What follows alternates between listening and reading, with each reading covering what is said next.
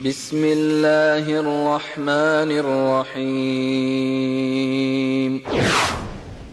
الذين آمنوا وتطمئن قلوبهم بذكر الله ألا بذكر الله تطمئن القلوب. بسم الله والحمد لله والصلاة والسلام على خير خلق الله. اللهم انفعنا بما علمتنا وعلمنا ما ينفعنا. اللهم زدنا علما نافعا وإخلاصا وثباتا على دينك. أما بعد. Хвала Аллаху, который собрал нас очередной раз для того, чтобы мы сделали друг другу напоминание, о котором Аллах Всевышний в своей книге говорит: «Вазаккир фа инна зикра танфа'уль му'минин». Напоминай воистину, напоминание приносит пользу верующим. С позволения Аллаха Всевышнего речь сегодня пойдет о болезни сердец. Болезнь сердец, в общем, можно разделить на две категории. Первая категория из них – это болезни физические, такие как сердечная недостаточность и подобные ей. В лечении этих болезней люди достигли успехов. Сейчас есть много докторов, есть целые клиники, кардиологические центры, которые занимаются излечением этих болезней. Что же касается болезни сердец, то это болезни, который постигает человека в этой жизни, если он не обратит на нее внимание, когда он еще здесь, то конец может быть его в аду, да упасет нас Аллах Всевышний от этого. И поэтому человек должен обратить на это внимание, должен заняться излечением, должен помочь самому себе. А докторами в этом деле являются пророки и посланники Аллаха, алейхимуссалату вассалям, искренние ученые, призывающие к религии Аллаха.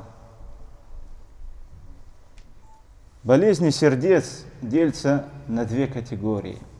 Одна из них – это сомнение, лицемерие и неверие. Это одна группа этих болезней.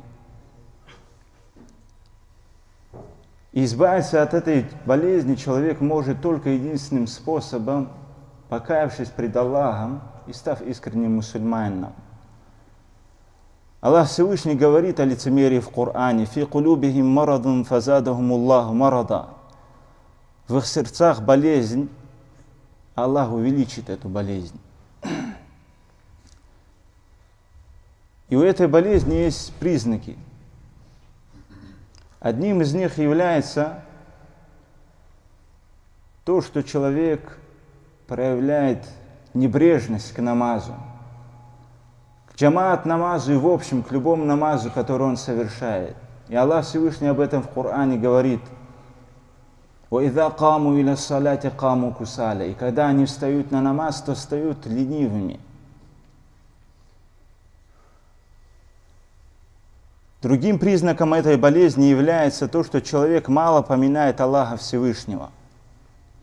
Он может говорить о чем угодно из дел этого мира, о любой вещи, о торговле, о своих детях, о семье, о друзьях, о погоде, о мире, о спорте. Когда дело доходит до религии, то он редко говорит о ней и редко вспоминает об Аллахе. И Аллах об этом говорит: «Юрауна наса уля язкуруна Аллаха илля калиля». Они показываются перед людьми и не поминают Аллаха, кроме как немного. Другим же признаком этой болезни является то, что человек, у него есть внешняя сторона и внутренняя сторона. Если касаться его внешней стороны, то он показывает себя как человек, который любит религию, стремится в ее распространении, любит знания, любит мечети, любит братьев, любит все, что связано с религией. Это внешняя сторона его жизни. Однако есть другая сторона, внутренняя, ту, которую не видят люди. И это противоположность. Как Аллах в Коране говорит: وَمِنَ النَّاسِ مَنْ يُعْجِبُكَ قَوْلُهُ فِي الْحَيَاةِ الدُّنْيَا وَيُشْهِدُ اللَّهَ عَلَى مَا فِي قَلْبِهِ وَهُوَ أَلَدُّ الْخِصَامِ. И среди людей есть те, чьи слова изумляют тебя в этой жизни. И он просит засвидетельствовать Аллаха о том, что у него в сердце, а он не является непримиримым спорщиком. То есть человек лицемер. Однако внешне, когда ты на него смотришь, он так красноречиво, так ярко говорит о религии Аллаха, проявляет такую заботу о ней, показывает свою любовь даже в местах, когда не подставится под сомнение его иман. Качеством лицемера является, что он пытается подтвердить наличие своего имана даже до того, как кто-то в нем усомнится. И поэтому в этом аяте сказано: и тебя изумляют их слова. И он приводит Аллаха как свидетеля того, что в сердце у него иман, то, что он верующий, он готов кляться Аллахом, то, что Аллах свидетель, он верующий, искренний мусульманин. Далее Аллах говорит: وَإِذَا تَوَلَّى سَعَى فِي الْأَرْضِ لِيُفْسِدَ فِيهَا وَيُهْلِكَ الْحَرْثَ وَالنَّسْلَ. А когда он уходит, то он начинает распространять на земле нечестие, уничтожая посевы и потомство. «Валлаху ля юхиббуль фасад». Аллах не любит нечестие. وَإِذَا قِيلَ لَهُ اتَّقِ اللَّهَ أَخَذَتْهُ الْعِزَّةُ بِالْإِثْمِ فَحَسْبُهُ جَهَنَّمْ وَلَبِئْسَ الْمِهَادُ. А когда ему говорят: побойся Аллаха, гордыня его толкает к греху, и довольно для него ада, и скверным является это ложе. То есть, когда этого человека начинает исправлять, напоминать, гордыня подталкивает его к совершению грехов.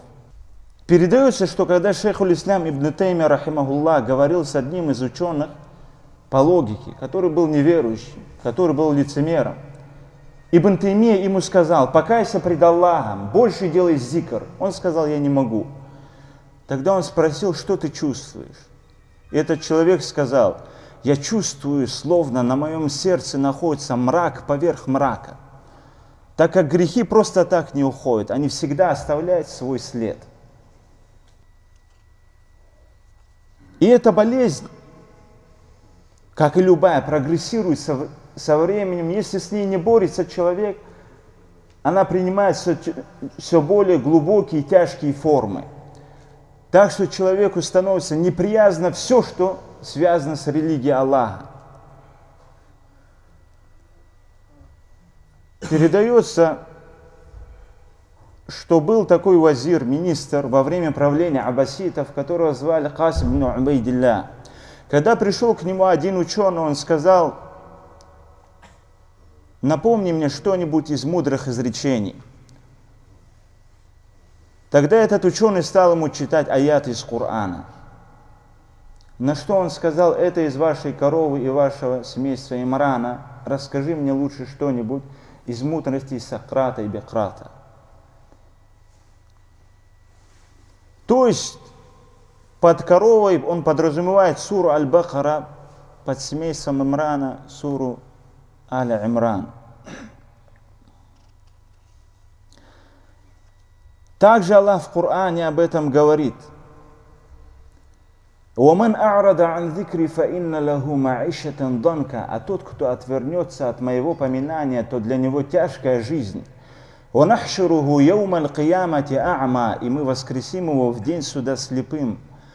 «Каля рабби лима хашартани а'ма ва кад кунту басира». И он скажет: «О Господь мой, почему ты воскресил меня слепым, ведь я был зрячим?» «Каля кадалика ататка аяти фанаситаха аятуна фанаситаха ва кадалика льёма тунса». Подобно этому приходили к тебе наши знамения, и ты предал их забвению, подобно этому ты будешь предан забвению сегодня. Был такой человек, которого звали Ибн Рауэнди. Он был умным человеком, даже гениальным, однако не был праведным. Как мы это находим среди многих из студентов сейчас. Он может быть очень умным, решать сложные уравнения, сложные задачи, владеть несколькими иностранными языками, однако, если мы посмотрим со стороны религии, человек грешный, далекий от религии Аллаха, кафир, неверующего Аллаха. Так вот, имам аз-Захаби о нем, о Ибн Раунде, сказал, что это был человек умный, однако не был праведный. И в конце его биографии сказал: и Аллах оживил глупость из-за богобоязненности и проклял гениальность из-за разврата. Однажды, когда этот человек Ибн Раунде стоял у берега реки, и у него в руке был кусок хлеба, и он увидел, как один из торговец мусульман, который был раньше рабом, вольноотпущенник, и стал впоследствии вольным человеком, у него были коровы, лошади, верблюды, овцы. То есть видно было его богатство. И тогда Ибн Раунди, посмотрев на небеса, словно говоря с Аллахом, сказал: «Я Ибн Раунди, гений из гениев этого мира, а это вольноотпущенник, ты даешь ему верблюдов, коров, овец, лошадей. Где же справедливость?» Субханаллах, вот до этого может доводить человека, до слепоты, ослепляет сердце человека ненависть, жадность, скупость, зависть. Так что человек становится подобно животному. Как Аллах Всевышний в Коране сказал: «Валакад зарана ли джаханнама каthирам миналь инси валь джин». Мы создали для ада многих из джиннов и людей. «Лахум кулубу ла яфкахуна биха». У них сердца, которыми они не разумеют. «Валахум а'юну ла юбсируна биха». И у них глаза, которые не видят. «Валахум а'дану ла ясмауна биха». И у них уши, которые не слышат. «Бальхум каль ан'ам». «Инхум каль ан'ами бальхум адаль».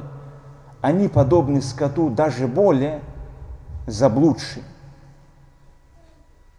Другим же видом болезней, которые поражают сердца человека, первый из них, мы сказали, это сомнение, лицемерие, неверие. Другой вид болезней – это страсти. У людей бывают разные страсти. Кто-то стремится, у кого-то страсть к женщинам, он любит прелюбодеяние, у кого-то страсть к наслаждениям, к наркотикам, к одурманивающим вещам. У кого-то страсть к славе, к почету. Передается, что Забида, жена Харуна ар-Рашида, Уммуль Амин, когда отправлялась в хадж, караван, в котором она отправлялась в хадж, начало его было в начале Багдада, а конец его был в конце Багдада. Когда она прибыла в хадж, то увидела ту тяжесть, которую испытывают паломники, тяжелые условия, жажду, которую они испытывают. И она решила сделать родник, источник, на который она потратила миллионы динаров и дирхамов. После ее смерти ее во сне увидел ее сын или один из ее родственников. И он спросил ее: «О, мама, как поступил с тобой твой Господь?» Она сказала: «Я чуть было не погибла и не стала подобно развеянной пыли». Он сказал: «От чего же?» Она сказала: «Источник Забида чуть не погубил меня», то есть этот родник. Тогда он сказал: «Почему? Ведь ты же напоила паломников, избавила от жажды, а он погубил тебя». Она сказала: «Я делала его на показ людям». Он спросил: «А что же тебя спасло?» Она сказала: 2 раката, которые я сделала. В ночь, когда я не спала, я взяла омовение, вышла на балкон дворца и, посмотрев на звезды, сказал: «Ля иляха илляллах». С этими словами я проведу жизнь. «Ля иляха илляллах». С этими словами простит мой Господь грехи мои. «Ля иляха илляллах». С этими словами войду я в могилу. «Ля иляха илляллах». С этими словами я воскресну в день суда. И спасли мне 2 раката. Человек может делать огромные дела, расходовать огромные средства, прилагать огромные усилия, но это еще не гарантирует ему спасение.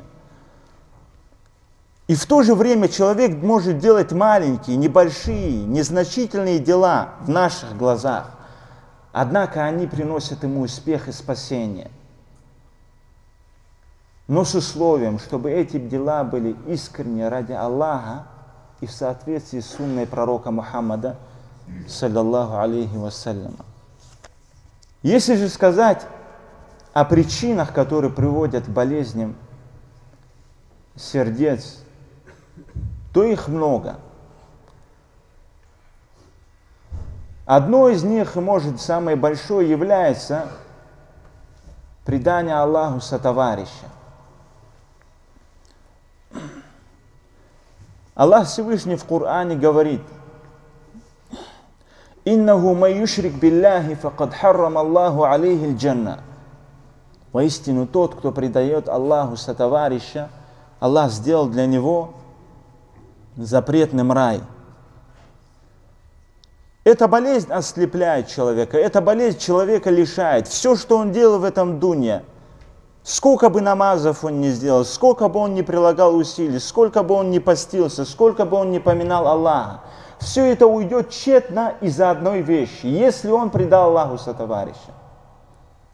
Передается, что когда Нух алейхиссалям умирал, он сказал своему сыну: «О сынок, не предавай Аллаху сотоварища. Знаешь ли ты, на кого похож предающий Аллаху сотоварища?» Он сказал: «Нет». Он сказал: «Предающий Аллаху сотоварища подобен тому, кто отрезает свое тело часть за частью».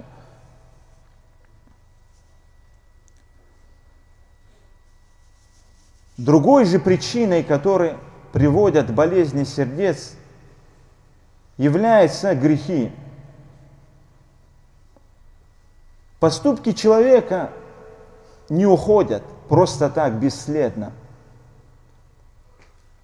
Если человек делает благие дела, это очищает его сердце. Если он делает дурные грехи, каждый грех ставит на сердце человека точку до тех пор, пока оно не станет один из двух. Либо белым, которому не навредит ничто до тех пор, пока есть небеса и земля, либо черным, мрачным, который не знает одобряемого и не удерживает от порицаемого, кроме того, что впитало из своих страстей. Аллах в Коране говорит: «Фабима нақдихим митақахум ла'аннахум ва джа'альна кулубахум қасия, юхаррифуна аль-калима ан мавади'ихи, ва насу хаззан мимма зуккиру бихи». И за то, что они нарушали наш завет, мы их прокляли и сделали их сердца черствыми. То есть последствия грехов стало черство сердец. Мы прокляли их, сделали их сердца черствыми.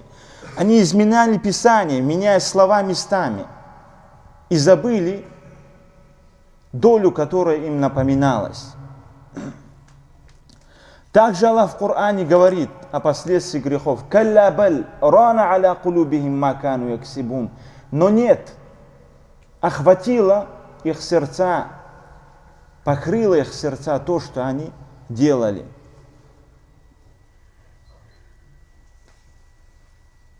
И человеческое сердце,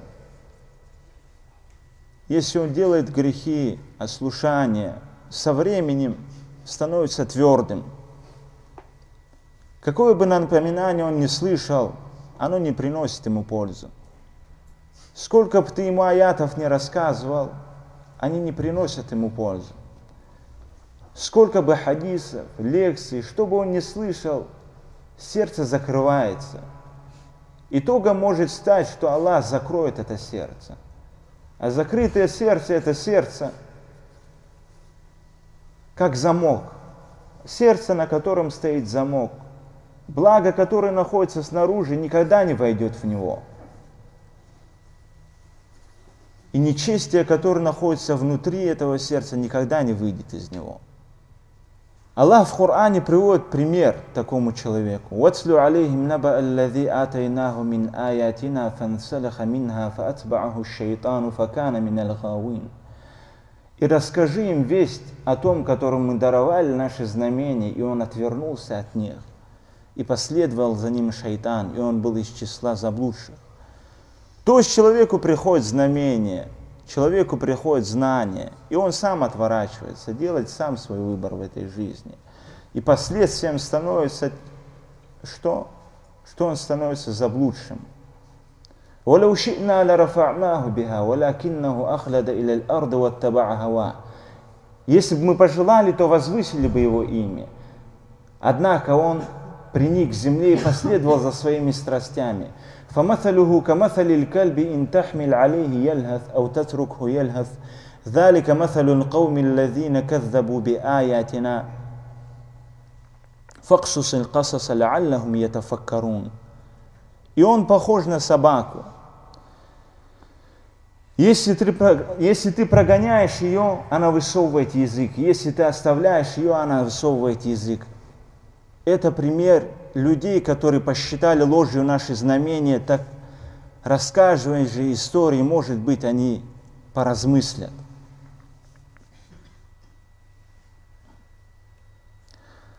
Другой же причиной болезни сердец является небрежность человека. То, что человек небрежен абсолютно к своей религии. Когда Абу Хурайра, ради Аллаху анху, описывал небрежного человека, он говорит, когда небрежный человек заходит в мечеть, шайтан тянет его за челюсть, и он начинает смотреть на потолок мечети. Небрежность в том, что человек приходит в мечеть, осталось много времени в принципе. Однако этот человек делает быстро 2 раката. Когда заканчивается намаз, этот человек, ты его не видишь, что он делает зикр. Первым делом он начинает оглядываться по сторонам, кто в мечети, кто пришел, кто ушел. Любая возможность поговорить с кем-либо, он ее никогда не упустит. Начинает говорить с тем, кто находится рядом с ним. Между азаном и икаматом он тоже не заполняет свое время ничем, кроме разговоров. Спрашивает своего сына, как ты? Твой сын приехал, долго времени здесь еще будет, вышла замуж дочь, торговля, другие дела, бизнес, все. О чем угодно человек будет говорить, занимая свое время, потому что этот человек небрежный. Когда же он делает свой намаз, он делает его быстро, быстро, быстро, и видно тяжесть в нем. Тяжесть намаза. Для него намаз очень тяжелый. И если имам чуть-чуть затягивает намаз, то он из первых людей, кто говорит, разве посланник Аллаха, саллаллаху алейхи вассалям, не говорил, облегчайте намаз, среди молящихся есть больной. Передается, что когда Аишу, ради Аллаха анха, спросили, как посланник Аллаха, саллаллаху алейхи вассалям, вставал на намаз в ночи, она сказала, он вскакивал, то есть вскакивал подобно льву. Это противоположность лицемерию, что пророк, саллаллаху алейхи вассаляма, вскакивал на намаз. Аллах в лицемерах в Коране говорит, وَإِذَا قَامُوا إِلَى الصَّلَاةِ قَامُوا كُسَالًا. А когда они встают на намаз, то встают ленивыми. Передается история, что был такой человек небрежный в Египте, в местности Саид.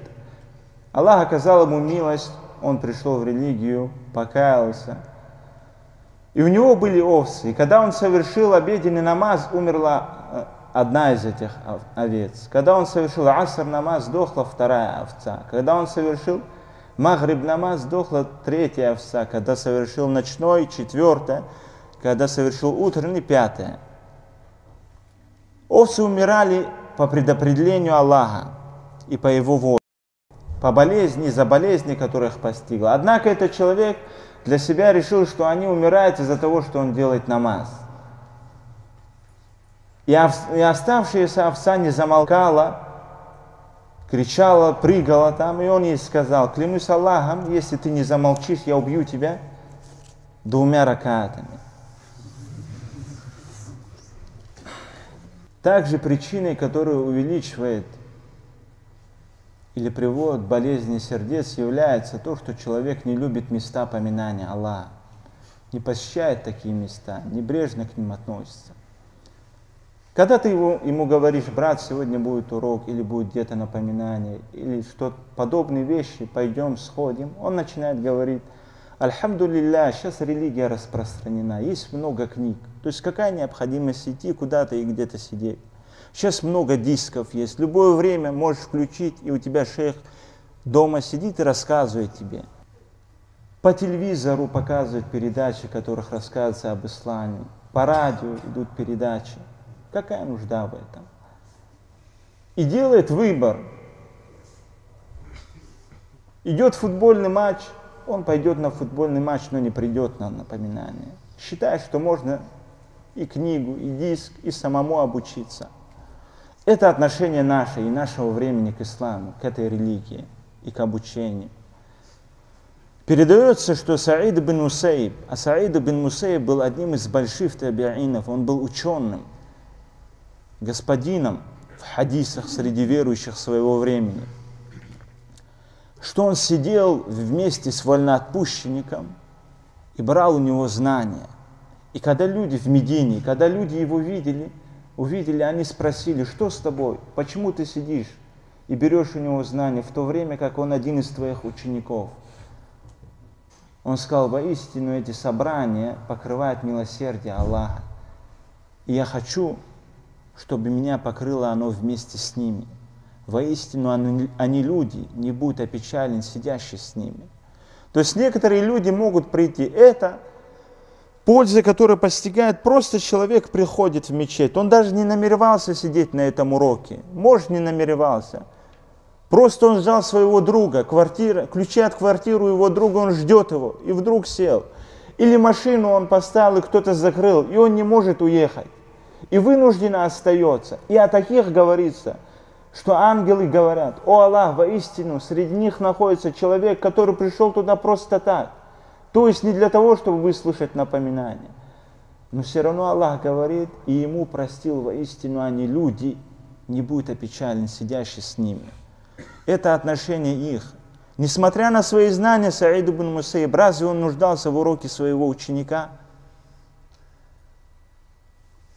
Однако праведные предшественники очень отличались от нас. Передается, что Суфьян ас-Саури, рахимахуллах, когда был в Арафате во время хаджа, он делал Аллаху дуа: о Аллах, воистину ты прощаешь человеку из-за того, кто сидит рядом с ним. А я не знаю никого более распутного в этом месте, кроме меня, так прости же меня вместе с ними. Эти люди себя не превозносили. И как сказано в хадисе, тот, кто проявил смирение ради Аллаха, то его возвысит Аллах. Передается, что Ибн Мубарак, рахимахуллах, говорил: «Ухиббу салихина ва лесту минхум, ва абгадуль фуджара ва ана афджар минхум».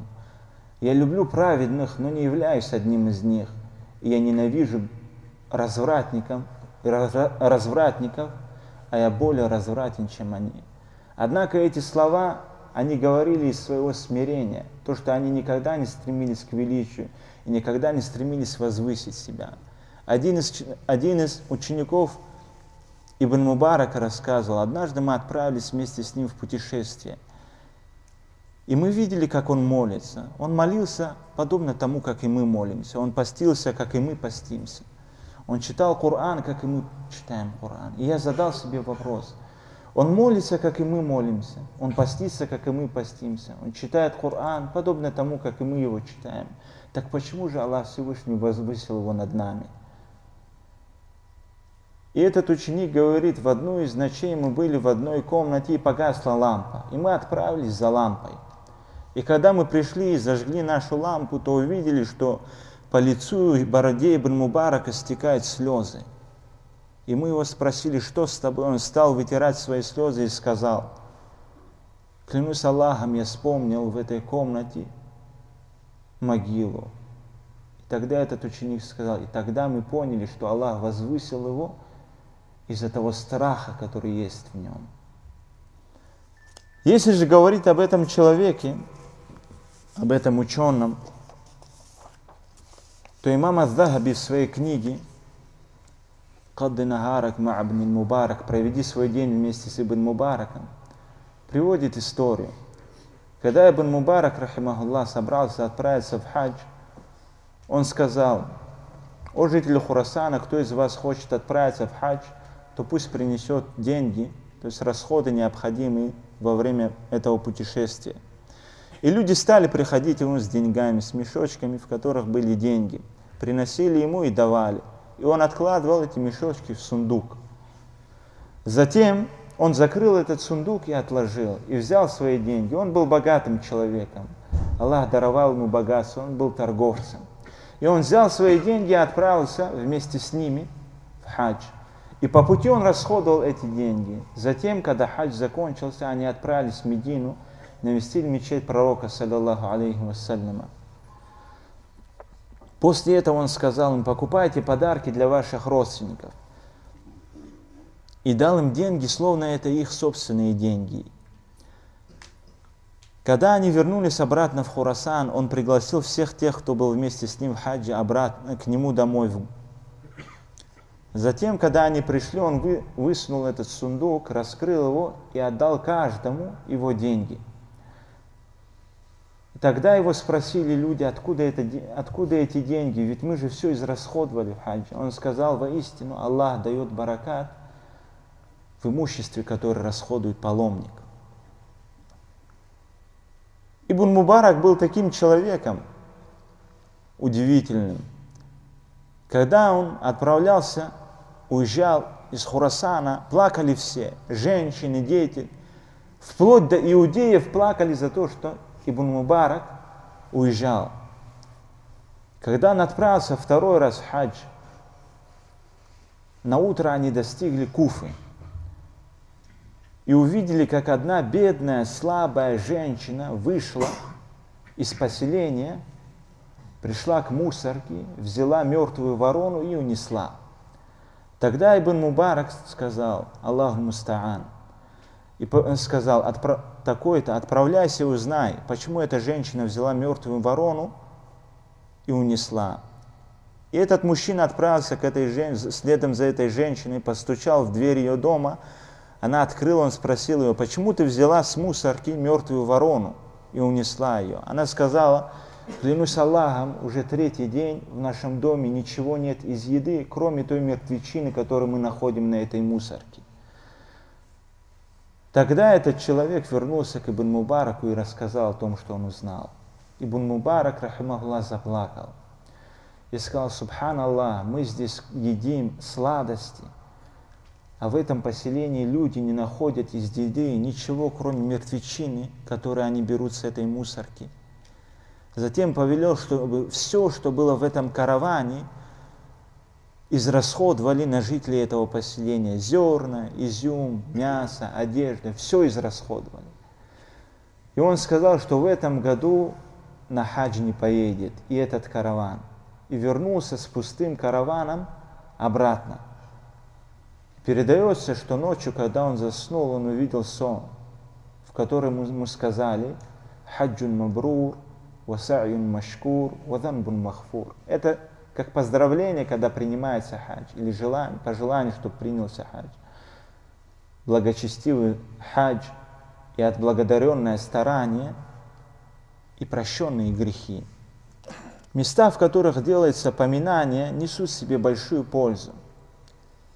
Ата ибн Рабаха говорил, что одно собрание, в котором делается напоминание, несет в себе прощение для 70 собраний грехов.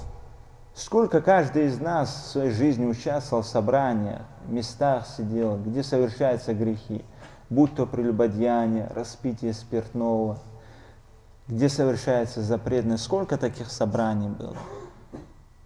Много. В жизни каждого из нас много их было. Но у каждого есть шанс прийти, сесть в любом месте, где проходит какой-то урок, или просто распространяется знание, или просто люди читают Коран, и получить прощение Аллаха. Порой мы можем сделать маленькие дела и получить за них огромное вознаграждение. Еще одной причиной, которая является болезнью сердец, то, что человек отворачивается, не изучает религию Аллаха, не получает знания, не углубляется.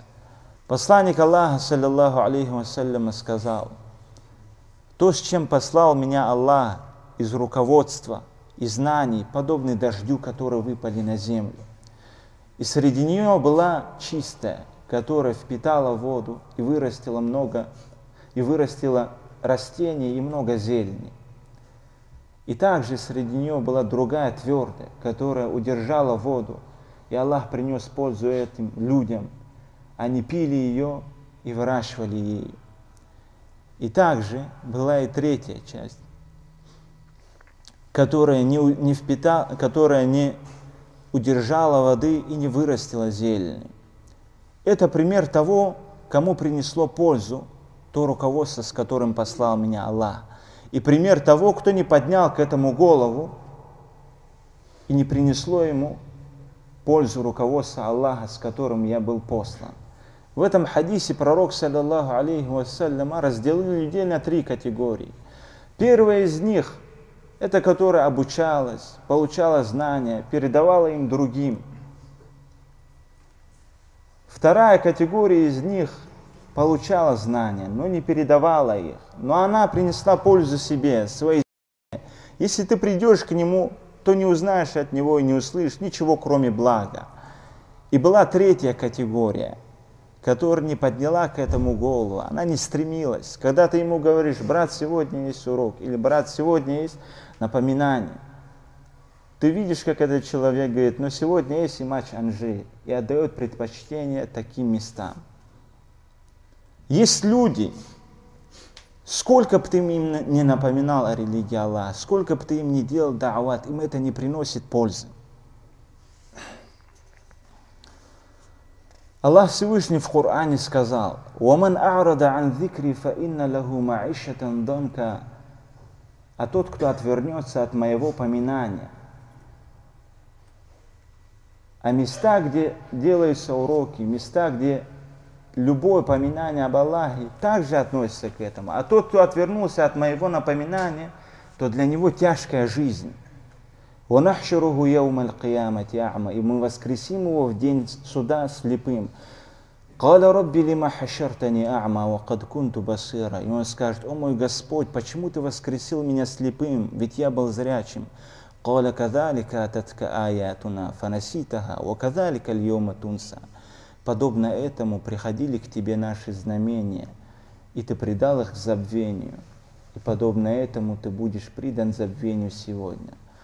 Когда Ибн Мас'уд, ради Аллаху анху, принял ислам, передается, однажды он, испугавшись за себя, спрятался за покрывало Каабы. То есть мы знаем, что вокруг Каабы есть покрывало. И он спрятался за него.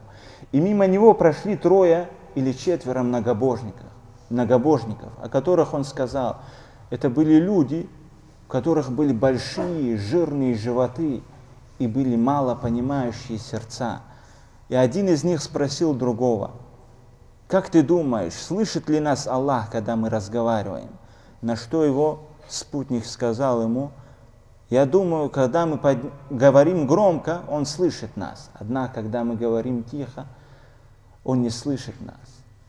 Также передается, что Аммар ибн Ясир рассказывал, ради Аллаху анху: посланник Аллаха, саллаллаху алейхи вассалям, отправил меня в пустыню для того, чтобы я обучал там людей. И я обучал их Корану, хадисам, сунне. Однако среди них были люди, у которых были отвернувшиеся сердца, мертвые души. Они не желали ни Корана, ни хадисов, ни сунны. Их главной целью, то, что их заботило, были лишь пастьба верблюдов, то есть пасти верблюдов и гоняться за ними. Я пришел к посланнику Аллаха, саллаллаху алейхи вассалям, и рассказал о них, на что он мне сказал: оставь их. То есть, оставь их, Аллах не желает, чтобы они услышали благо. Подобно этому, есть люди, сколько бы ты им ни напоминал, что бы ты им ни приводил, какие бы аяты ты им ни рассказывал, это не приносит им пользы. Ведь есть, например, морские пляжи, берега. Если 1000 лет на этот пляж будет днем и ночью спускаться дождь, все равно на этом пляже ничто не вырастет. Подобно этому эти люди, сколько бы они ни слышали напоминаний и увещеваний, они не понимают и не последуют за ними, потому что у них в жизни есть свои верблюды. Они никогда не думают о религии, они никогда не думают о том, что будет после этой жизни. Все, что их интересует, только их дела в этой мирской, ближней жизни. Если же говорить о лекарстве, то упомянем одно из них. Это поминание Аллаха. Как Аллах Всевышний говорит: «Аля бизикриллахи татмаиннул кулуб». А разве не поминанием Аллаха успокаиваются сердца? Также Аллах Всевышний в Коране говорит: «Аллазина язкуруна Аллаха кияма ва кууда ва аля джунубихим ويتفكرون في خلق السماوات والأرض ربنا ما خلقت هذا باطلا سبحانك فقنا عذاب النار». Те, которые поминают Аллаха стоя, сидя и на своих боках, и размышляют о создании небес и земли: «О наш Господь, не создал Ты это понапрасну, пречистый, так защити нас от наказания огня». И в заключение хотелось бы привести историю Мусы. Сама история Мусы, когда мы ее читаем в Коране или где-то в хадисах встречаем, замечательная, увлекательная и нам кажется порой легкой. Однако это тяжелая история. То, что сделал Муса, алейхиссалям, он был мужественным человеком. Муса приходит к фараону. Муса кто был? Муса был человек, если говорить сегодняшними терминами, который находится в федеральном розыске. Мусу разыскивали за убийство, алейхиссалям. Аллах Всевышний повелел ему, чтобы он пришел к фараону. Подобно этому во все времена были фараоны. Муса разыскивает. Ему повелено, чтобы он пришел к фараону. Муса был пастухом. На нем была одежда из шерсти. У него в руках был простой посох. И он пришел к дворцу фараона. Передается, что на стенах у дворца фараона было 36 тысяч охранников. И он, Муса, алейхиссалям, пришел ни с чем, ни вооружение, ничего. Он пришел, пастух простой, пришел к воротам фараона и силой ударил ворота фараона. И тогда один из охранников сказал: «Ты что, сумасшедший?» Он сказал: «Нет, я не сумасшедший, однако я несу лекарство для сумасшедших». Муса пришел с призывом, алейхиссалям. И этот охранник передал фараону, что у ворот стоит какой-то сумасшедший, и вместе с ним его брат, и он хочет призвать тебя, фараон, к Аллаху Всевышнему. И тогда фараон засмеялся и сказал: «Приведи, впустите его, мы посмеемся над ним».